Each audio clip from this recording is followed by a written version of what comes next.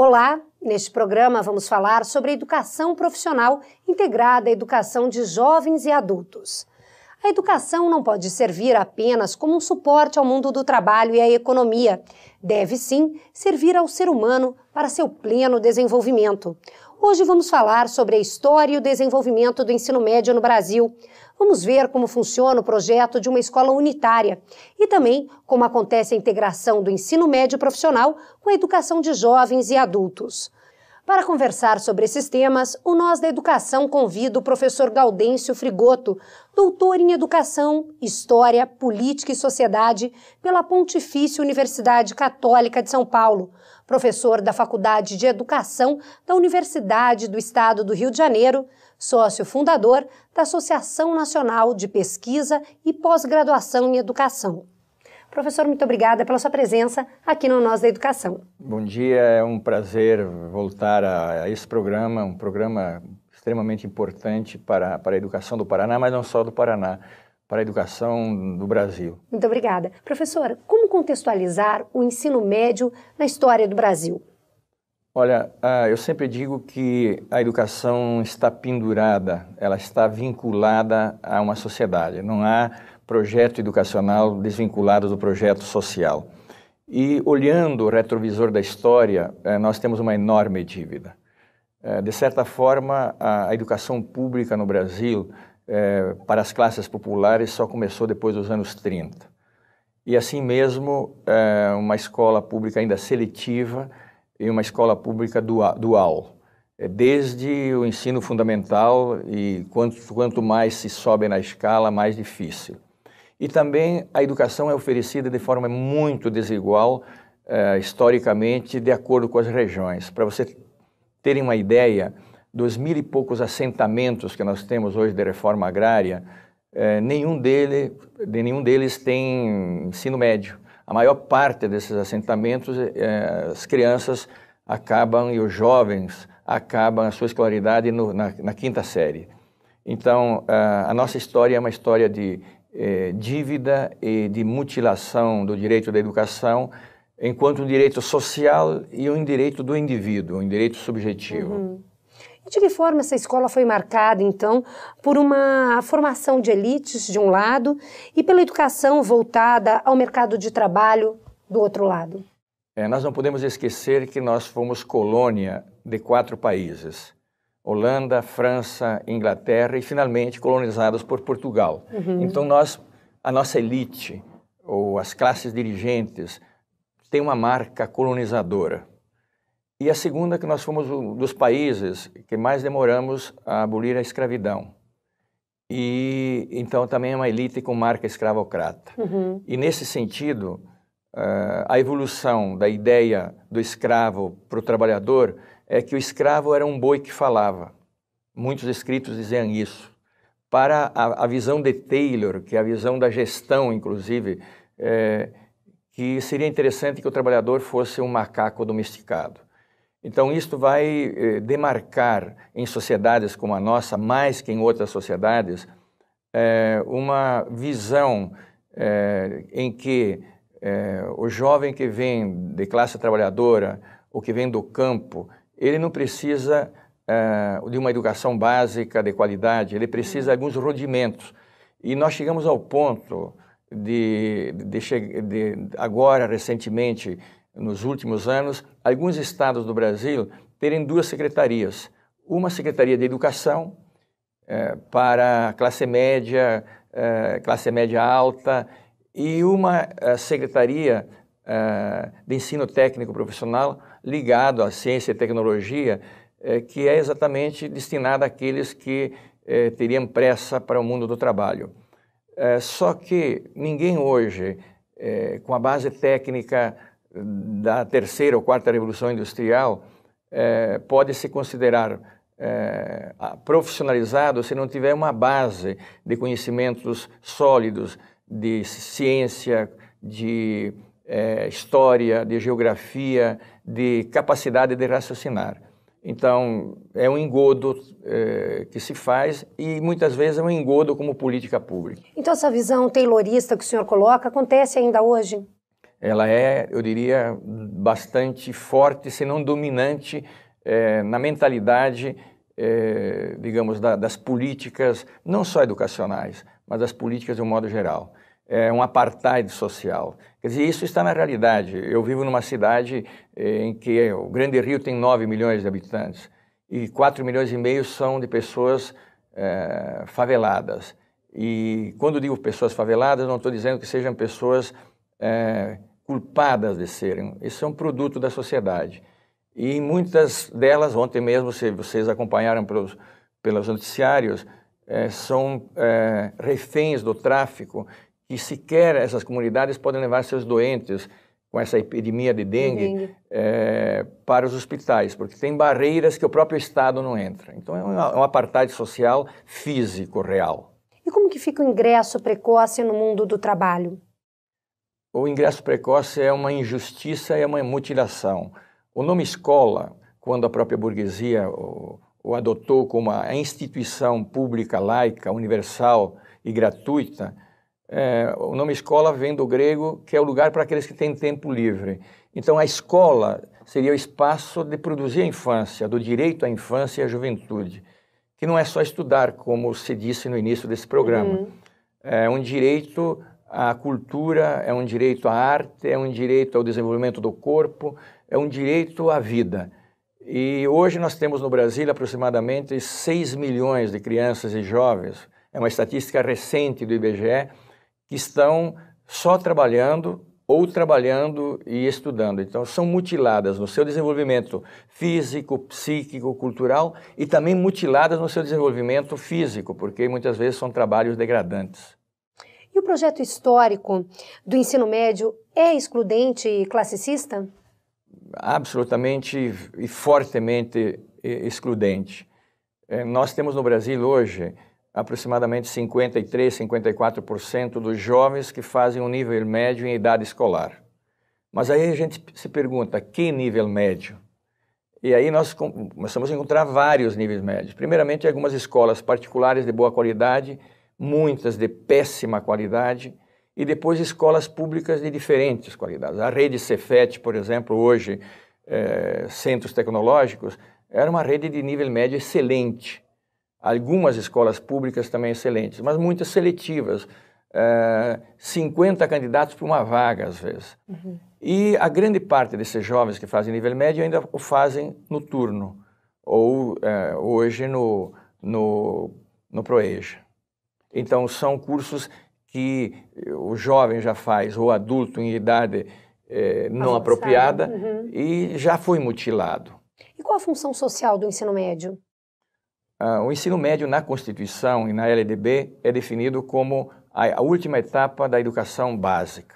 Educação básica é aquela que dá a base e, portanto, ela não poderia ser stricto sensu profissionalizante, ainda que a gente diga que a melhor profissionalização que alguém possa ter demanda essa educação básica. A educação básica é uma educação que deve servir para a vida, para o mundo do trabalho, para o mundo da cultura, para a cidadania, para participar dos destinos da sua cidade, do seu bairro, do seu estado e participar da política nacional e também hoje participar dos destinos do mundo, porque o mundo é cada vez mais uma ilha, né?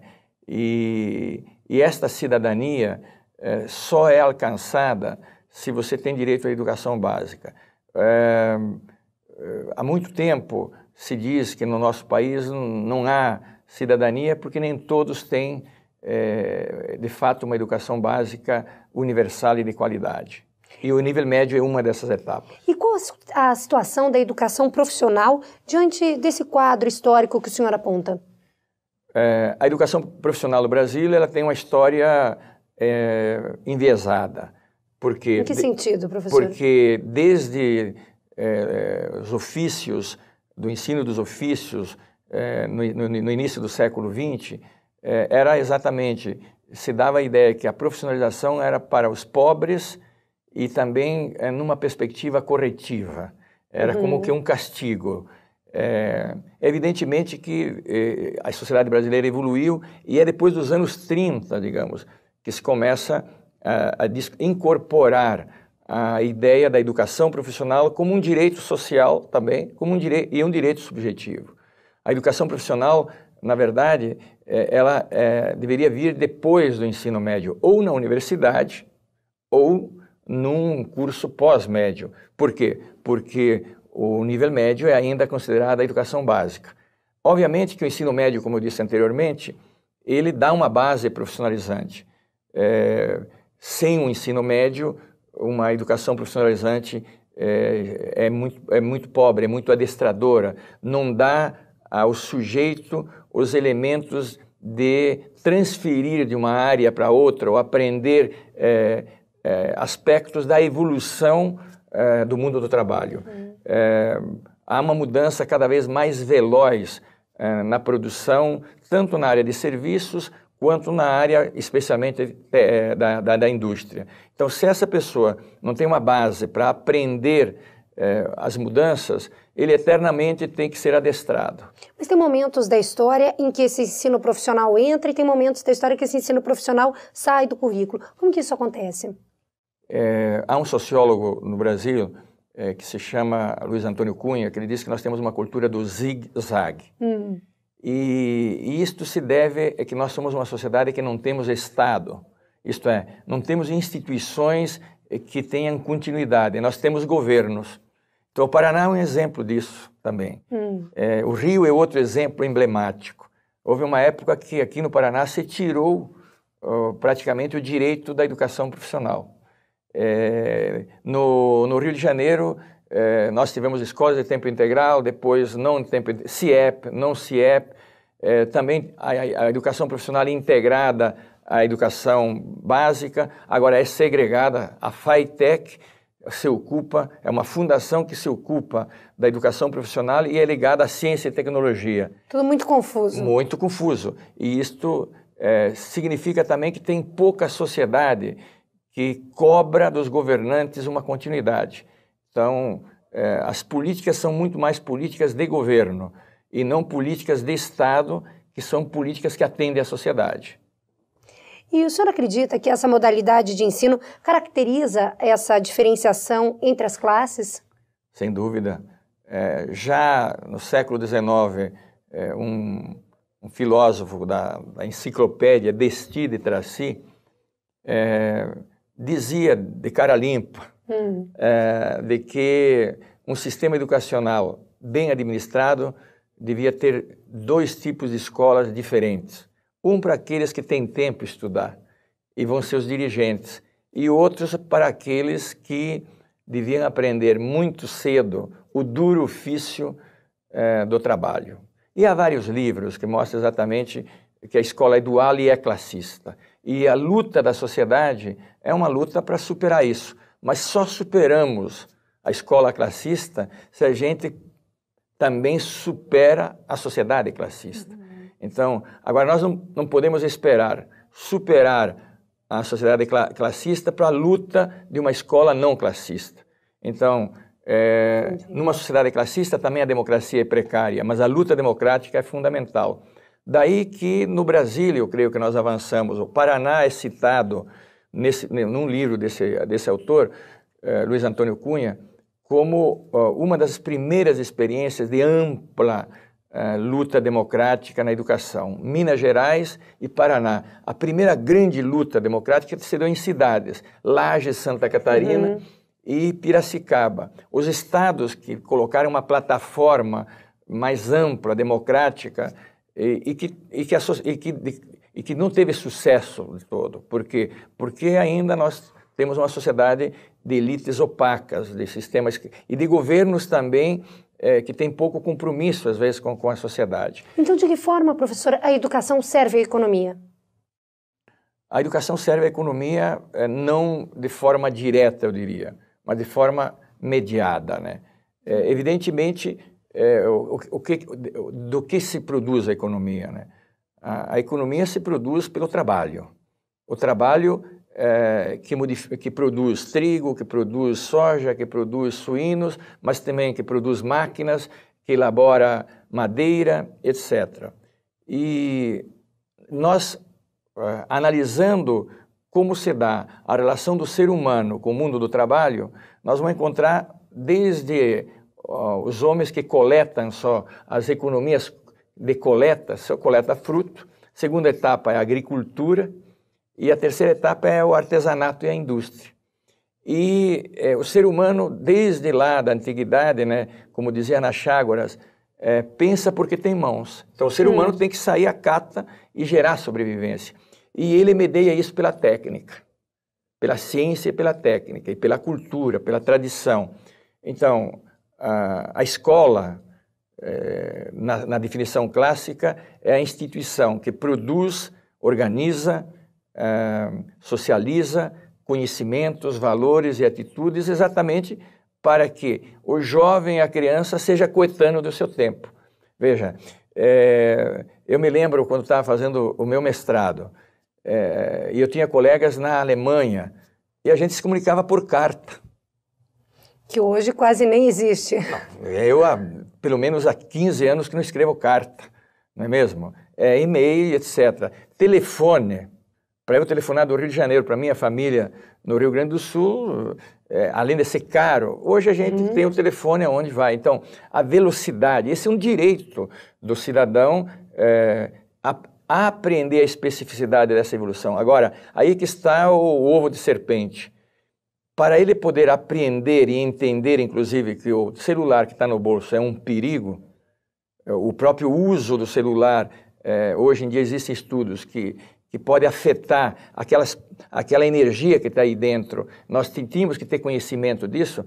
As pessoas não têm conhecimento disso se não tem uma cultura geral de ciências, de física, de química, mas também de língua portuguesa, de história, para entender a própria evolução da ciência, a própria ciência é uma produção social. Então, por isso que este apartheid social, essa visão classista, penaliza as classes dirigentes.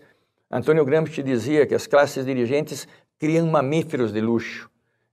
Mamífero de luxo é aquele jovem de classe média que vai ao mercado e pensa que a galinha é aquele plástico. Nunca viu uma galinha e nunca sabe o que é criar uma galinha. Então, isso deforma, porque inclusive valoriza pouco aquele trabalho, cria uma visão fetichizada, isto é, empresta ao real força que não tem, ou tira do real força que não tem. Então, essa visão classista penaliza as classes dirigentes e as torna violentas até inconscientemente. Por quê? Porque não sabem da dificuldade do que é pôr o pé no barro para produzir aquele alimento. Então, essa é a luta por uma escola integral, por uma escola unitária, por uma escola integrada, que é um tema que nós vamos trabalhar ainda nessa nossa conversa. Ok. No próximo bloco, conversamos sobre o ensino médio integrado e sobre o projeto de uma escola unitária. Voltamos já.